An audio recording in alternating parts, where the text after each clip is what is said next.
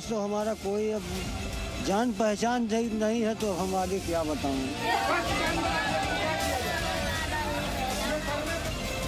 देखिए, अभी एक अभियुक्त जो गिरफ्तार है, जिसकी निशानदेही पे हम लोगों ने डेड बॉडी बरामद की है। मुख्यमंत्री से क्या कहना चाहते हैं? हम मुख्यमंत्री से हम क्या कहें, जो उनका उचित सजा हो वो उन लोगों को दें।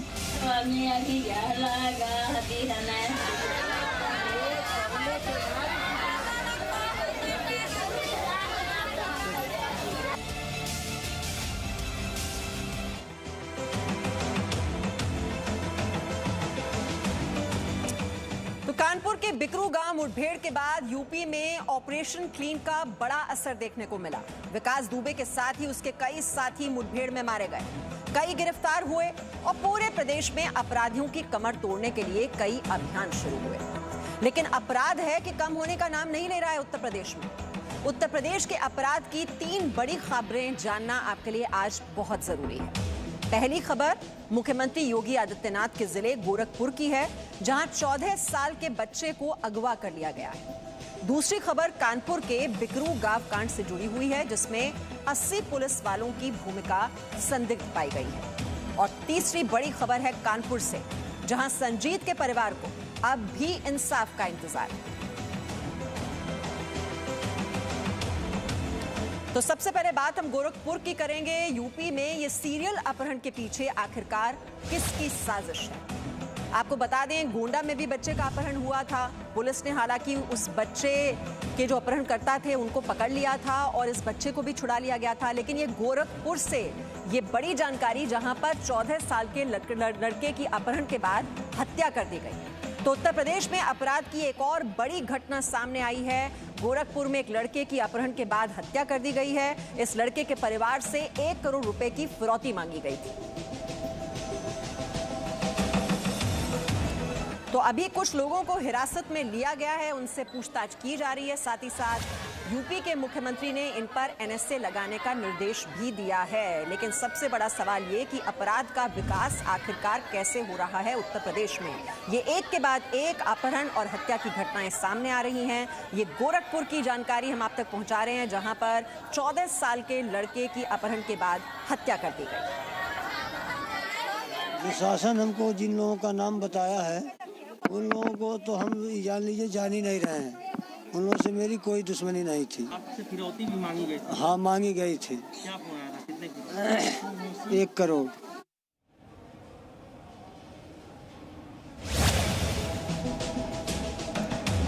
एक अभियुक्त जो गिरफ्तार है, जिसकी निशानदेही पे हम लोगों ने डेड बॉडी बरामद की है। इसके अलावा जो है और कई लोग जो है सस्पेक्ट जो है हमारी हिरासत में हैं, और एक केस हम लोग जो है 2-4 घंटे के अंदर ही ओपन कर देंगे। जो गैंग नज़र आ रहा है नौसिखिया किस्म का है। अब आगे जो है हम छानबीन के बाद ही आपको जो है। सर, ये लोकल रहने वाले गोरखपुर के या बाहर से आए थे अपहरण करने के लिए? ऐसे गाँव के हैं? नहीं, जो है ये लोकल ही है। ये जो है बाहर से कोई पेशेवर जो है गैंग नहीं है। और ज्यादा जानकारी के लिए इस वक्त हम रुक कर लेते हैं। हमारे सहयोगी विशाल पांडे इस वक्त हमारे साथ जुड़ चुके हैं। विशाल, उत्तर प्रदेश में एक के बाद एक ये अपहरण हो रहा है, हत्याएं हो रही हैं, बच्चों का अपहरण। ये पुलिस इस पर क्या कह रही है? ये किसकी साजिश हो सकती है और एक के बाद इस तरह की घटनाएं क्यों सामने आ रही है? देखिए मीमांसा, बिल्कुल योगी आदित्यनाथ उत्तर प्रदेश के मुख्यमंत्री लगातार ऑपरेशन क्लीन चलाने की बात करते हैं। वो अधिकारियों को निर्देश देते हैं कि अपराधियों पर लगाम लगाई जाए, लेकिन उत्तर प्रदेश की पुलिस अपराधियों पर लगाम लगाने में फेल होती हुई दिखाई दे रही है। आप देखिए, कानपुर बिकरू कांड के बाद से ही लगातार, चाहे कानपुर में अपहरण हो, गोंडा में हो गया, और गोरखपुर जो कि मुख्यमंत्री योगी आदित्यनाथ का गृह जनपद है, वहां पर 14 साल के बच्चे का अपहरण होता है। उसके बाद उसकी हत्या कर दी जाती है, 1 करोड़ रुपए फिरौती मांगी जाती है। तो कहीं ना कहीं पुलिस के कामकाज पर सवाल जरूर उठते हैं कि आखिरकार वो इतनी हीला हवाली क्यों बरतती है, इतनी ढिलाई क्यों बरतती है, क्यों नहीं अपराधियों पर समय रहते एक्शन लेती है पुलिस। तो पुलिस पर अब कहीं ना कहीं सरकार को चाहिए कि इस तरह की नकेल कसे, ताकि उत्तर प्रदेश की पुलिस और ज्यादा तत्परता के साथ काम करे और ऐसी घटनाओं को रोकने में उत्तर प्रदेश की पुलिस काम करे। और इसी को लेकर आप देखिए, अभी हालांकि योगी आदित्यनाथ ने एनएसए लगाने के निर्देश दिए हैं, लेकिन सवाल जरूर खड़े हो रहे हैं कि एक के बाद एक लगातार कई जिलों में जो अपहरण हो रहे हैं उत्तर प्रदेश में, ये किस तरह की एक नई शुरुआत यूपी में हो रही है, इस पर भी बहुत ज्यादा ध्यान देने की जरूरत है। क्योंकि आप देखिए अभी गाजियाबाद में भी एक अपहरण की घटना सामने आई थी, जिसके बाद से अभी तक उस आदमी का पता नहीं चला है। तो आखिरकार ये कैसा एक नया ट्रेंड उत्तर प्रदेश में शुरू हो रहा है, इस पर बहुत ज्यादा ध्यान देने की जरूरत है। बच्चों को अगवा किया जा रहा है, उसके बाद हत्या कर दी जा रही है। गोरखपुर में जिस तरह का ये मामला सामने आया है और 1 करोड़ रुपए की फिरौती मांगना, वो भी पान की दुकान चलाने वालों से, तो ये समझ में नहीं आता है कि आखिरकार क्या हो रहा है। तो इसलिए यूपी पुलिस की कार्यप्रणाली में पीछे क्या है और ये किसकी साजिश हो सकती है। उत्तर प्रदेश के पूर्व डीजीपी सूबे जी इस वक्त हमारे साथ हैं। सूबे जी, इसके पीछे आपको क्या नजर आता है? आपका तो इतना लंबा अनुभव रहा है पुलिस महकमे में, और वो भी एक पान वाले से 1 करोड़ की फिरौती मांग रहे हैं अपहरणकर्ता, और फिर उसकी हत्या भी कर दी जाती है अगले दिन ही। जी मैडम, ये जो 1 करोड़ वाली बात है उसका तो ये होता है कि ये अपराधी जो होते हैं पहले ज्यादा मांग करते हैं ताकि मेंटली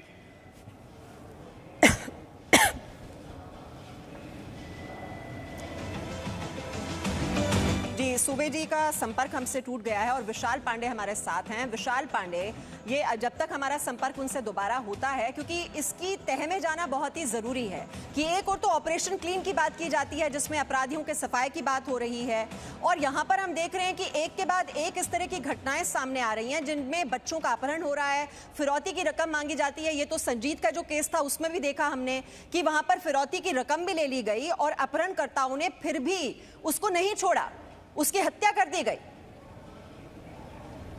बिल्कुल बिल्कुल मीमांसा, और आप देखिए ये अपराधियों का मन और हौसला कितना बढ़ा हुआ है। इस बात की बानगी है कि कानपुर में पुलिस ये कहती है कि जिस तरह से परिवार का दावा था संजीत के कि आप पैसे दीजिए, हम अपराधियों को रंगे हाथ पकड़ लेंगे, और अपराधी पैसे लेकर भी फरार हो जाते हैं और पुलिस उन्हें पकड़ भी नहीं पाती है। बाद में संजीत की हत्या कर दी जाती है। उसी तरह से आप गोरखपुर में देखिए, जब यहाँ पर local police, crime branch, STF को लगाया गया तो समय रहते क्यों नहीं बच्चे को बरामद करने की कोशिश की गई, और पुलिस किस चीज का इंतजार कर रही थी। रविवार को अपहरण हुआ था और सोमवार को पुलिस को पता चलता है कि बच्चे का शव बरामद हो रहा है, बच्चे की हत्या कर दी गई है। तो इसकी वजह क्या थी, अब ये पुलिस को और ज्यादा क्लियर करना होगा, क्योंकि ये मुख्यमंत्री योगी आदित्यनाथ के जिले की घटना है। जब मुख्यमंत्री योगी आदित्यनाथ का जिला ही इस तरह का सुरक्षित नहीं होगा तो और जिलों की क्या बात की जाएगी। तो इसलिए कहीं ना कहीं यूपी पुलिस को अपनी कार्यप्रणाली में बहुत ज्यादा सुधार की जरूरत है। उसे ये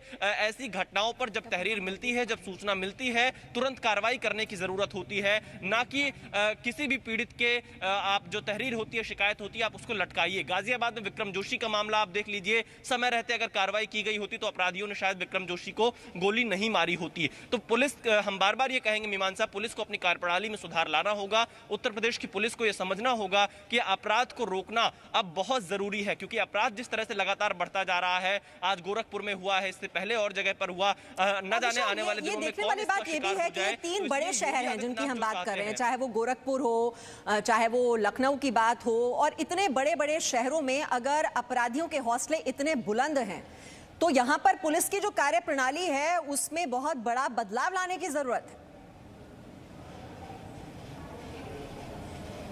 बिल्कुल मीमांसा, बदलाव लाने की जरूरत है। और आप देखिए, सिर्फ ट्रांसफर करने से आप ये समझिए कि कार्रवाई हो जाती है, उसे कार्रवाई बिल्कुल नहीं माना जा सकता है। जब भी कोई घटना होती है, सरकार सीधे अधिकारियों को ट्रांसफर कर देती है और फिर ये एक मैसेज चला जाता है कि कार्रवाई कर दी। ट्रांसफर करने के बाद उन्हें किसी दूसरे जिले की चार्ज दे दिया जाता है। तो ऐसी स्थिति में जवाबदेही फिक्स करनी होगी और कड़ी कार्रवाई अधिकारियों पर भी करनी होगी, पुलिस इंस्पेक्टर पर भी करनी होगी, और थाने के सिस्टम को सुधारना होगा। क्योंकि जो पहली शिकायत जाती है वो थाने पर जाती है, और थानेदार का ये नॉर्मल प्रैक्टिस आप समझ लीजिए मीमांसा, कि शिकायत पर तुरंत कभी भी थानेदार एक्शन नहीं लेते हैं। वो लगातार जो पीड़ित पक्ष होता है उसको घुमाने का काम करते हैं, उसे टहलाने का काम करते हैं, उसकी बात को बहुत गंभीरता से नहीं सुनते हैं, और इसी का खामियाजा जनता को भुगतना पड़ता है। जब कोई घटना शुरुआत में छोटी होती है, बाद में इसी लापरवाही के चलते घटनाएं बड़ी हो जाती हैं। आप देखिए, चाहे वो कानपुर का विकास दुबे जैसी घटना हो जाए या संजीत यादव जैसी घटना हो जाए, इसके अलावा आप देखिए यहाँ पर इस बारे में जानकारी लेने की पहले उनसे टेक्निकल कुछ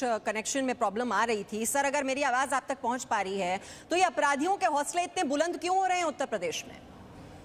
ये अपराधियों के हौसले बुलंद इधर होने का कुछ कारण है। एक तो ये कोरोना की वजह से गांव-गांव तक जो ये लड़के तमाम बेरोजगार हो गए हैं, और उनमें जो क्रिमिनल टेंडेंसी वाले हैं वो इस तरह की घटनाएं कर दे रहे हैं।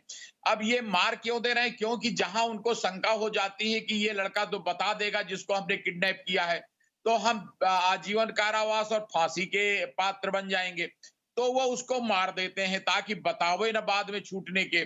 और तीसरी बात जो है कि अब हम लोगों को जरूरत है कि अपनी न्याय जो आपराधिक दंड देने की न्याय प्रणाली है उसमें आमूल चूल परिवर्तन करें। ये जो पुलिस ने हिस्ट्री सीटरों की सूची बना रखी है कि ये सक्रिय हिस्ट्री सीटर हैं, इन सक्रिय हिस्ट्री सीटरों को जेल से बाहर न निकलने दें और इसके लिए न्यायपालिका से भी अनुरोध करें कि एक ये नियम बन जाए कि किसी हिस्ट्री सीटर जो सक्रिय है उसको जमानत नहीं दी जाएगी, ताकि इस प्रकार की मर्डर और किडनैपिंग से बचा जा सके। बिल्कुल डॉक्टर सूर्य जी, प्रॉब्लम यही आती है कि ये जो अपराधी हैं ये जमानत पर आसानी से छूट जाते हैं और उसके बाद फिर से वो अपराध की घटनाओं को अंजाम दे देते हैं। आप रहिए हमारे साथ, क्योंकि जिस बदलाव की आप बात कर रहे हैं वो बदलाव कैसे लाया जाएगा मैं और आपसे चर्चा करूंगी। लेकिन इस बीच आपको बता दें, बिकरू गांव मुठभेड़ मामले में पुलिस वालों के खिलाफ जांच शुरू हो गई है। संदिग्ध पाए गए 80 पुलिस वालों के खिलाफ एसआईटी जांच शुरू हो गई है। जय वाजपेयी का साथ देने वाले कई पुलिस वालों के खिलाफ भी जांच की जा रही है। मुठभेड़ के वक्त चौबेपुर थाने में तैनात सभी पुलिसकर्मी पहले से ही निलंबित कर दिए गए हैं। चौबेपुर थाने के तत्कालीन एसओ और सब इंस्पेक्टर फिलहाल जेल में बंद हैं। तो डॉक्टर सूर्य कुमार, आप कह रहे थे कि जो अपराधी हैं वो बहुत आसानी से छूट जाते हैं जमानत पर, तो उसको तो रोकना जरूरी है ही, लेकिन साथ ही साथ ये जो पुलिस महकमे में जो घुसपैठिए बैठे हुए हैं, जो जिनकी मिली भगत हो जाती है अपराधियों के साथ, इस नेक्सस को भी तो तोड़ना बहुत जरूरी है। इसको तोड़ना बहुत जरूरी है और लगातार इस पर काम भी कर रहे हैं। आपने देखा होगा कि चाहे वो पुलिस के स्तर से या शासन के स्तर से किसी पुलिस वाले को बचाने की बात आपने नहीं सुनी होगी मैडम, और ये भी देखा होगा कि सस्पेंड नहीं किए जाते, मुकदमा लिखकर बंद हो जाता हालात में। जिस अध्यक्ष है वो बदमाशी करता है, चाहे वो विनय तिवारी का उदाहरण रहा हो, चाहे वो दूसरे थानेदारों भाइयों का मामला हो। आज जो दोषी पाए उनकी एक खास बात होती है कि पुलिस अपने बाप की नहीं होती। अगर वो क्राइम में इन्वॉल्व पाया जाता और केवल तभी हो पाता जब बीच के कालखंडों में कुछ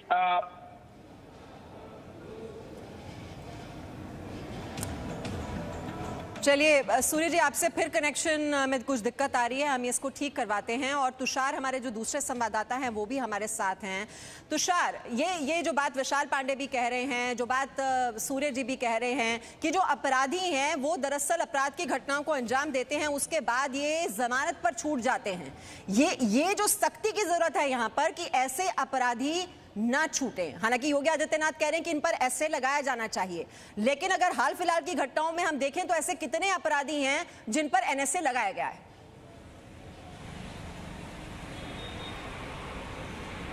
बिल्कुल, देखिए अगर बात करें तो अपराधियों पे नकेल कसने की जरूरत है। अपराधियों को जेल तो भेज दिया जाता है, जिस तरह से संजीत यादव का कांड हुआ उसमें भी अपराधी पकड़े गए, विक्रम जोशी में भी अपराधी पकड़े गए, और साथ ही गोरखपुर की बात करें तो इसमें भी 5 आरोपी पकड़े जा चुके, ये जेल चले गए।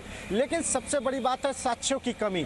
पुलिस जब इसमें जांच करेगी, विवेचना होगी, जब कोर्ट में मामला जाएगा तो कहीं ना कहीं साक्ष्यों की कमी दिखेगी और साल भर बाद, 1.5 साल बाद इनको जमानत मिल जाती है। और यही वजह है कि ये दोबारा जमानत पे बाहर आते हैं और फिर से ऐसी घटना को अंजाम देते हैं। योगी आदित्यनाथ ने ऑपरेशन क्लीन चलाया है, हिट लिस्ट बनाई, अपराधियों की एक बड़ी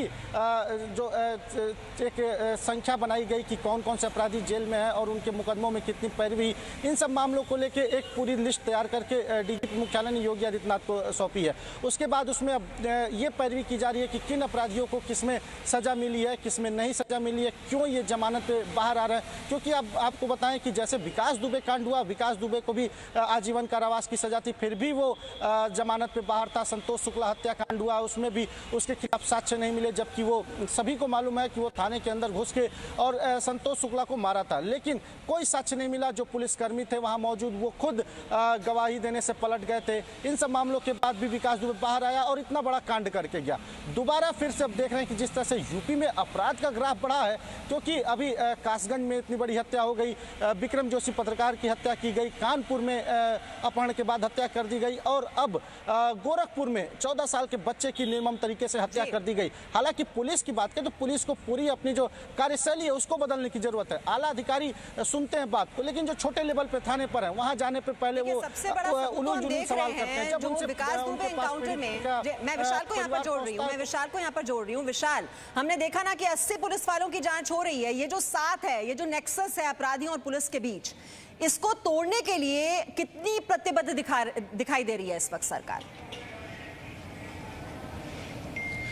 देखिए मीमांसा, 68 पुलिस कर्मियों को हटाया गया था, लाइन हाजिर किया गया था, जो कि बिकरू कांड के बाद अब 80 जो पुलिसकर्मी हैं कानपुर के, वो एसआईटी जांच की रडार पर हैं। और इसके साथ ही साथ ये भी पता चल रहा है कि एसआईटी इनसे पूछताछ भी करेगी, सारी चीजें लेगी कि ये कैसे विकास दुबे के संपर्क में थे, और उस 2 और 3 जुलाई की रात से जो घटना हुई थी उससे पहले किन लोगों ने विकास दुबे की मदद की थी। हालांकि आप देखिए विनय तिवारी और के शर्मा जो दोनों इंस्पेक्टर थे वो फिलहाल जेल में हैं, और बाकी और लोगों पर भी कार्रवाई हुई है। लेकिन यहां पर मीमांसा सिर्फ इतने से ही काम नहीं चलेगा, क्योंकि ये छोटे प्यादे थे, बड़े लोग उसकी मदद करते थे। और अभी भी आप देखिए एसआईटी को कम से कम उन बड़े लोगों से भी पूछताछ करने की हिम्मत जुटानी चाहिए जो विकास दुबे के मददगार थे, जिसमें विधायक भी शामिल थे, तमाम तरह के जो ब्यूरोक्रेट्स हाई लेवल पर जो अधिकारी मौजूद हैं वो विकास दुबे के मददगार थे। तो कहीं ना कहीं उनके नाम भी पूछताछ में बाहर आने चाहिए कि किस तरह से विकास दुबे के साथ इनकी साठगांठ थी। जय वाजपेयी कैसे विकास दुबे की मदद के लिए इन अधिकारियों के पास जाता था और तमाम नेताओं की मदद करता था। चुनाव के वक्त कौन कौन से नेता उसके पास जाते थे, चाहे वो पैसे की मदद के लिए जाते हों या वोट की मदद के लिए जाते हों। तो इन तमाम चीजों पर भी एसआईटी को और इसके अलावा जो जांच आयोग बैठा है उसको जांच करनी चाहिए। पुलिस की कार्यप्रणाली में भी बदलाव लाना होगा, साथ ही पुलिस बहकने में चलेगा। जी बिल्कुल, जो साठगांठ होती है अपराधियों के साथ, इस नेक्सस को भी तोड़ना होगा, और तभी उत्तर प्रदेश जो है वो उत्तम प्रदेश बन पाएगा और अपराधियों का जो बोलबाला है उस पर लगाम लग पाएगी। बहुत बहुत शुक्रिया जानकारी में देने के लिए। सूर्य जी हमारे साथ जुड़े हुए थे, तुषार और विशाल पांडे। एक छोटा सा ब्रेक हम ले लेते हैं और ब्रेक के बाद आगे देखिए अमेरिका का operation Shanghai. Presenting B News app available on Google Play and App Store. Download it now.